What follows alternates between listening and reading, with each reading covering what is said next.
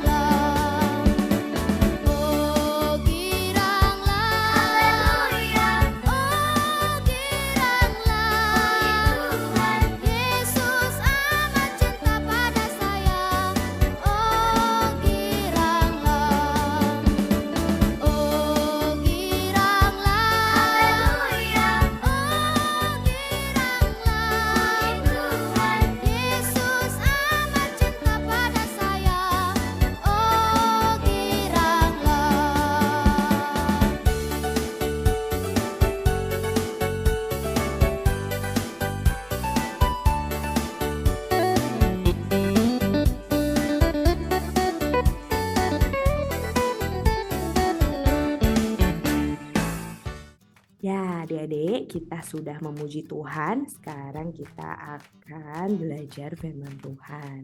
Cerita Alkitab minggu ini diambil dari 2 Tawarikh 2. Adik-adik baca di rumah, baca sendiri. Yang belum bisa baca, minta dibantuin ya. Sama papa mama, sama kakak, cece, koko, atau ada orang di rumah yang bisa bantuin baca, minta untuk dibacain. Kita mau belajar tentang 2 orang raja. Raja itu apa sih? Raja itu adalah pemimpin suatu negeri. Nah, 2 raja ini mempunyai hubungan pertemanan yang baik. Kita akan belajar ya. Nah, ini adalah Raja Salomo. Kita sudah belajar minggu lalu, Raja Salomo adalah anaknya Raja Daud. dia mau mendirikan rumah Tuhan. Daud juga sudah berpesan agar dia mendirikan rumah Tuhan. Rumah Tuhan yang mau didirikan ini rencananya itu akan menjadi rumah Tuhan yang besar sekali, yang megah sekali, yang mewah sekali. Jadi bukan rumah kecil saja, karena Salomo mampu mendirikan yang besar. Jadi Salomo mau mendirikan yang besar. Jadi Salomo mau kasih yang terbaik buat Tuhan. Jadi Salomo mau buat rumah yang bagus banget. Kalian pernah nggak datang ke tempat yang menurut kalian bagus banget? Ini lebih bagus dari itu. Salomo udah punya rencana nih. Tapi nggak mungkin Salomo sendiri yang bangun. Jadi Salomo butuh orang-orang yang bekerja untuk membangun. Salomo merencanakan untuk ada 70.000 kuli. 70.000 orang-orang yang bergerak membangun seperti orang-orang ini nih. Terus ada 80.000 tukang pahat. Tukang pahat itu orang-orang yang membuat membentuk batu-batu gitu. Jadi tidak mau waktu pembangunan bait Tuhan atau pembangunan rumah Tuhan ini ada bunyi-bunyi tokan-ketokan, nggak mau. Jadi sudah dipahat dari sebelumnya dari gunung. Dan 3.600 mandur. Mandur itu orang-orang yang memimpin si kuli-kuli dan tukang pahat ini bekerja. Jadi pengawas-pengawas. Wah, banyak sekali ya. Bayangin deh, 70.000 kuli, 80.000 tukang pahat, 3.600 mandur. Totalnya ada 153.600 pekerja. Banyak sekali Salomo butuh pekerja-pekerja. Nah, selain pekerja-pekerja yang langsung membangun, Raja Salomo juga butuh seorang yang pintar. Kayak arsiteknya, kayak teknik sipilnya, itu adalah orang-orang yang mereka membuat perencanaan untuk membangun. Raja Salomo butuh orang yang pintar. Gimana ya? Akhirnya dia menghubungi temannya yang mau membantu. Raja juga. Siapakah itu? Ning. Mari kita lihat. Siapa ya yang membantu ya? Ini dia, namanya Raja Hiram. Kalau di 2 Tawarik, Raja Huram. Raja ini adalah teman dari keluarganya Raja Salomo. Dari zaman Raja Daud juga sudah jadi temannya. Dia adalah raja di kerajaan Tirus. Salomo di sini kerajaannya di Yerusalem, Israel. Raja Huram di kerajaan Tirus. Nah, apa ya yang Salomo minta? Lalu Salomo berpesan sama Raja Huram ini. Kalian bisa baca di 2 Tawarik 2 ayat 3-10. Kakak kasih inti-intinya aja, terutama yang diwarnain warna kuning dan biru ini. Jadi Salomo bilang, Raja Huram, saya itu mau mendirikan rumah buat Tuhan. Harus rumah yang bagus sekali. Jadi saya butuh seseorang yang ahli mengerjakan emas, perak, tembaga, besi, kain ungu muda, kain kirmizi, kain ungu tua, dan yang pandai membuat ukiran, kayu aras, kayu sanobar, kayu cendana dari gunung Liban.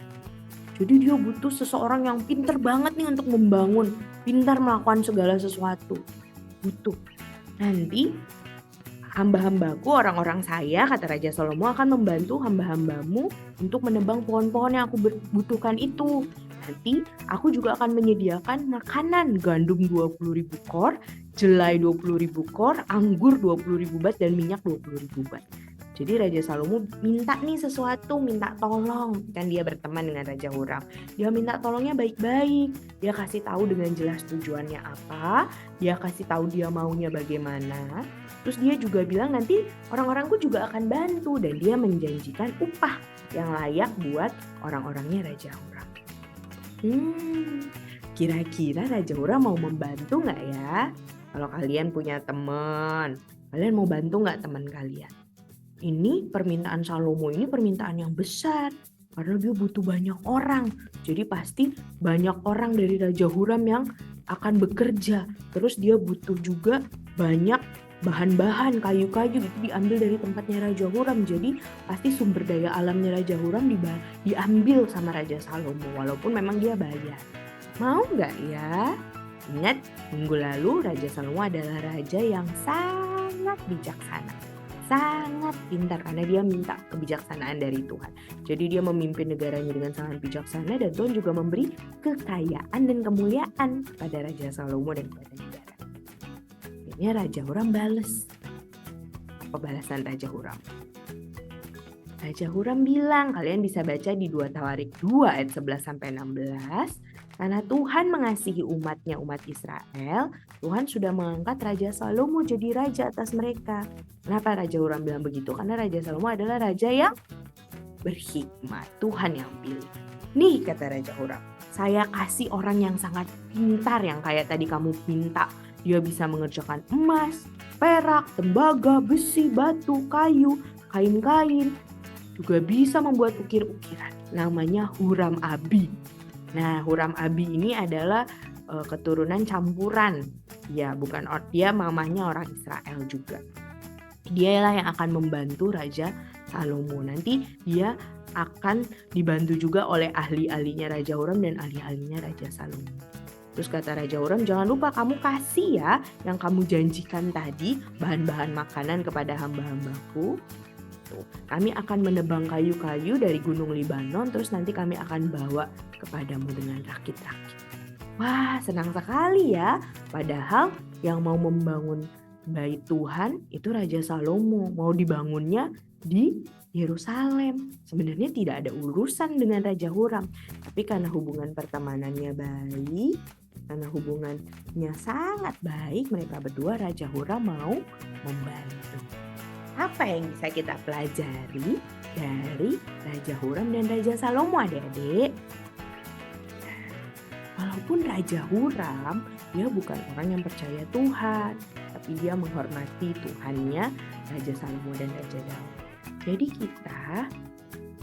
kita berteman dengan sebanyak-banyak orang di sekitar kita. Walaupun mungkin orang-orang itu nggak percaya Tuhan, tapi kita harus menjaga hubungan yang baik. Buat apa sih? Nih, untuk kemuliaan nama Tuhan. Ingat di sebelumnya, waktu Raja Huram tahu Raja Salomo mengirim pesan, dia bersyukur loh, dia memuji Tuhan loh. Gitu.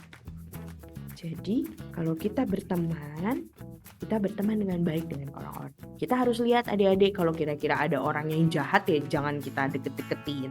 Kita jangan membenci orang, kita harus menjaga hubungan kita dengan baik dengan orang-orang di sekitar kita untuk kemuliaan nama Tuhan. Pertama, kita bisa jadi berkat buat mereka. Kedua, saat kita perlukan, mereka bisa jadi saluran berkat Tuhan kepada kita. Seperti di cerita ini, saat Raja Salomo perlu untuk bangun rumah Tuhan, Tuhan pakai Raja Huram untuk bantu Raja Salomo. Ya, jadi kita berteman dengan baik dengan orang-orang di sekitar kita untuk kemuliaan nama Tuhan. Mari kita berdoa. Tuhan Yesus, terima kasih buat pelajaran hari ini dari Raja Salomo dan Raja Huram. Kami belajar Tuhan bahwa kami harus menjaga hubungan baik kami, berteman dengan orang-orang di sekitar kami agar nama Tuhan dimuliakan. Baik kami menjadi berkat bagi mereka maupun mereka menjadi saluran berkat dari Tuhan untuk kami. Tentu ujung-ujungnya hanya untuk kemuliaan nama Tuhan saja. Mampukan kami untuk bijaksana Tuhan dalam mencari teman dan menjaga hubungan kami baik dengan orang-orang di sekitar kami. Mampukan kami untuk menjadi saksi Kristus dan menjadi berkat buat orang-orang di sekitar kami. Kami serahkan sepanjang minggu ini ke dalam tangan-Mu. Tuhan berkati keluarga kami, Tuhan berkati sekolah kami, Tuhan berkati kesehatan kami. Tolong kami supaya kami jadi anak-anak Tuhan Yesus yang baik dan mempermuliakan Tuhan. Segala pujian, hormat, kemuliaan hanya bagi Tuhan Yesus. Di dalam nama Tuhan Yesus kami berdoa dan mengucap syukur. Haleluya. Amin. Dadah adik-adik, sampai jumpa minggu depan. Tuhan Yesus memberkati.